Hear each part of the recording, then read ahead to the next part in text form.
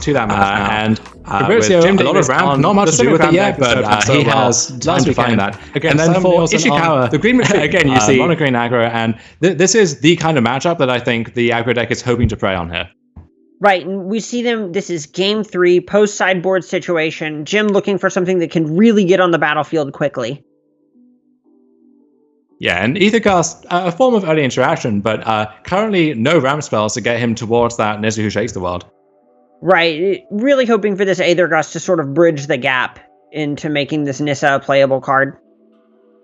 And that's one of the issues with these ramp decks sometimes, is you need a high quantity of cards as well as specific cards. But Cultivate is going to do very nice work here, getting him towards that Nissa, allowing a nice curve of Gust into Cultivate into Nissa, or something even better if he were to draw it. Yeah, there's certainly a point here where just having that Cultivate just changed so much about this draw for Davis. And there is a Lovestruck Beast that went on an adventure, getting sent back to, I imagine, the top of the deck here. And yeah, Jim is at a healthy 16 life leading into this Cultivate. Yeah, you've got to feel good about your position if you're in Jim's seat right now. Just having so many forests on the battlefield to capitalize with this Nissa, having the land rolled up, just really looking for something like Hydroid Krasis off the top here would really change the game. But Simon has some very scary threats he can follow up with too. And a Planeswalker or a large creature on the turn can really put Jim on the back foot and threaten to attack down that Nissa once again. Speaking of attacking down a Nissa, how do you feel about a 5/5? I like it. I like it a lot. And you even get the 1/1 in the equation too. Right, just having multiple bodies to develop is one of the best ways to pressure Planeswalkers who protect themselves by creating bodies. Arboreal Grazer, an interesting pickup here as well, allows Jim to play the Nissa and the Grazer and not have to lose a 3/3 land chomp blocking to protect the Nissa. Right, if your plan is to chump block a 5/5 anyway, having a Grazer to let you get out ahead of that is going to be great. And this is the Sloth Diamond, the Blocks Diamond, various names attached to the hardest working beast in Magic at the moment. Really just planning to reach out in front of that Lovestruck Beast. Very slowly and very lazily. Ooh, but there's a beast for you, Questing Beast, attacking through that Arboreal Grazer, able to both deal damage to Jim Davis and crucially deal damage to that Nissa as well. Right, and we see this Arboreal Grazer getting in front of the Lovestruck Beast anyway, because now Davis's life is not high. Yeah, he knows that Nissa is dying no matter what he does, and now it's just about protecting his own life total. Oh, and Cultivate's not going to do it, and that's it. I think that's the game. Yeah, Cultivate is not going to make things happen here.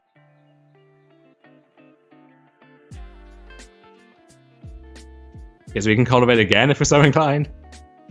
That, you know what we call those? We call those legal plays. This is some deck thinning. We're just improving our odds. Honestly, the less you have to shuffle, the better. Which is to say, the smaller the stack you're shuffling, the better.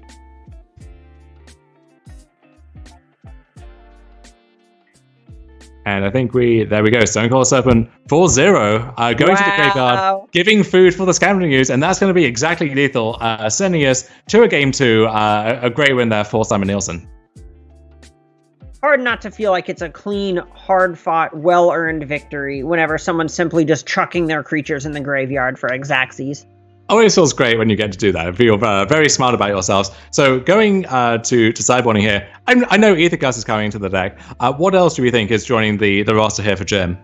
Brazen Bar is something I would expect. That other copy of Arboreal Grazer, great pickup. Nightpack Ambusher is another thing that the green deck is going, or Simon rather, is going to actually struggle to interact with most of the time.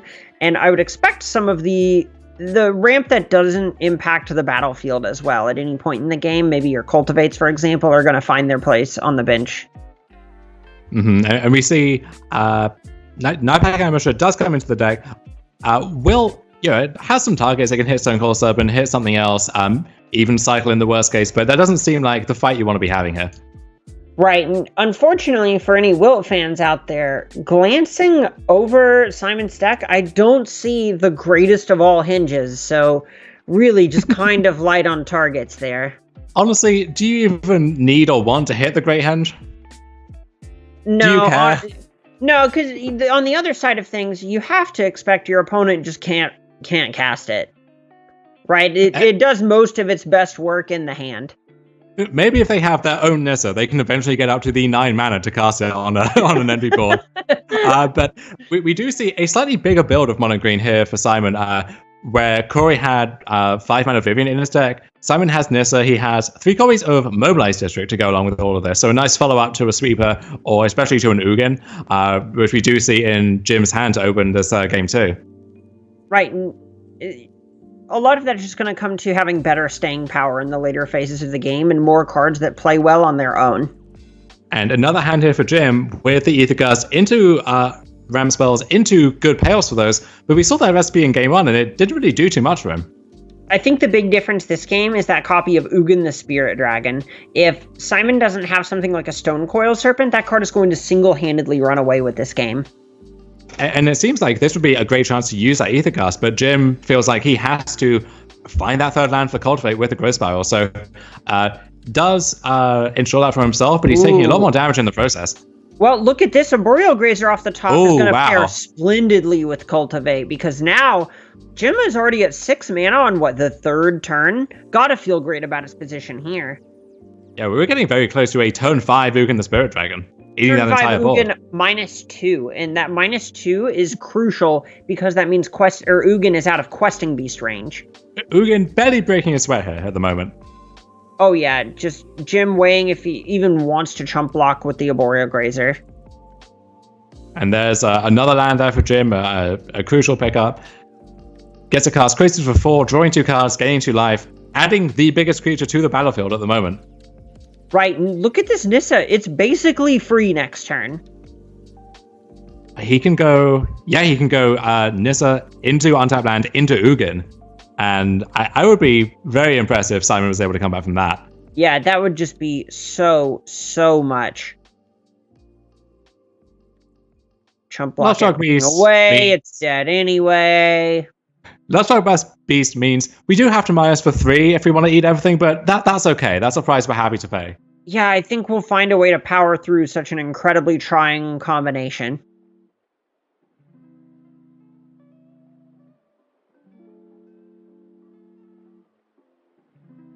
I think not trusting the auto tapper to leave enough forest open here for Nissa Who Shakes the World. So we will cast that one. We will animate a forest. We now have 4 forests. All those make an additional mana, and that is the 8 we need for Ugin the Spirit Dragon. Look at that colorless forest. And if this was just Ugin, then that Mobilized District maybe could still pose a threat in this game. But as it is, Nissa in concert with that is going to put this game out of reach. Right, Simon needs to have something like a Questing Beast to deal with Ugin immediately. Doesn't have a Questing Beast, doesn't have a beast of any kind. We're going to a game 3 here. And is sideboarding mostly the same for both players, do you think? Yeah, I imagine there's not too much that's going to be changing going into this game. That game was a prime example of the sort of rock, paper, scissors of the format, where Ugin is not going to be great against your Wilderness Reclamations, but it is so good against these aggressive strategies that people are bringing to try and capitalize on that developmental step that these Simic decks tend to have. We'll see if Simon can muster an equally strong offense here in game 3. And once again, Jim with a gust into Ram spell draw, but no big finish yet to do that with. Right, this is a spot where you're just happy to have something with a curve, right? You're just happy to have your ramp spell. That one kind of counts. Nissa Who Shakes the World, a nice turn 4 play off the Cultivate, potentially. It is unfortunate that there's currently no Triome, no Breeding Pool to allow Jim to animate that and hold up Petty Theft in the same turn, or the Ether Gust. Right, and you can see him looking at putting this Nissa on the bottom because Ugin is just so important in this matchup. I would not be shocked to see him sink all of his points into digging towards the Spirit Dragon.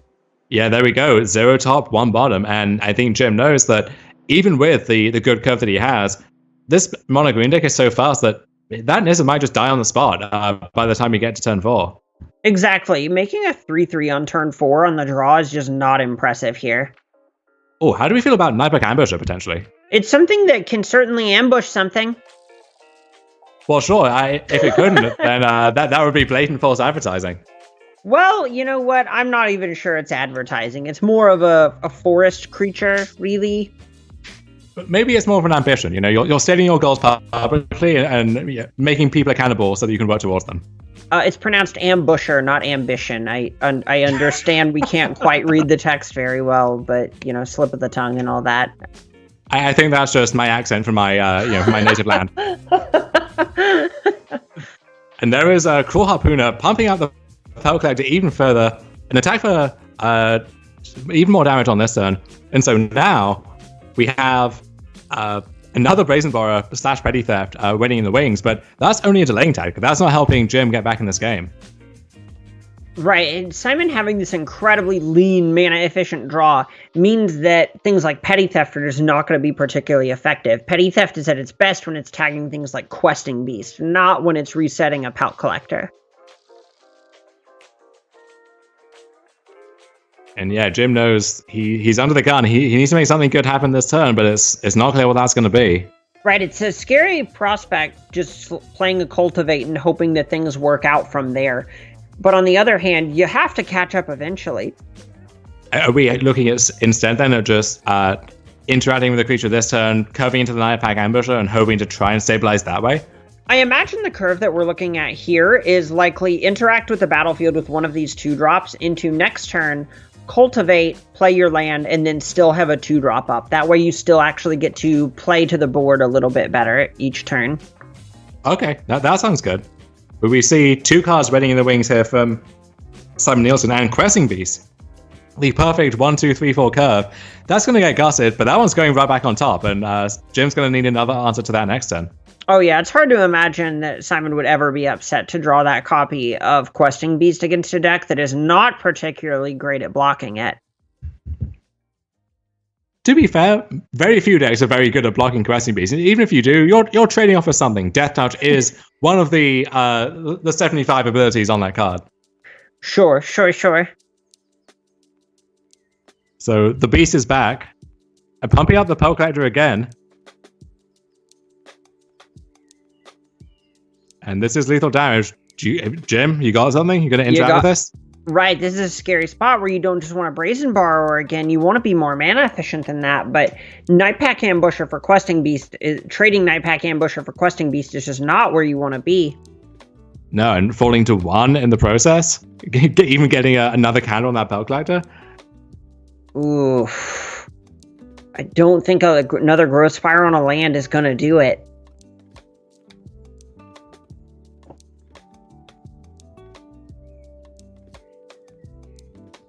There's the Pearl Collector, and we're going on another quest here. And that's going to do it. Game 3 goes to Simon Nielsen, who moves to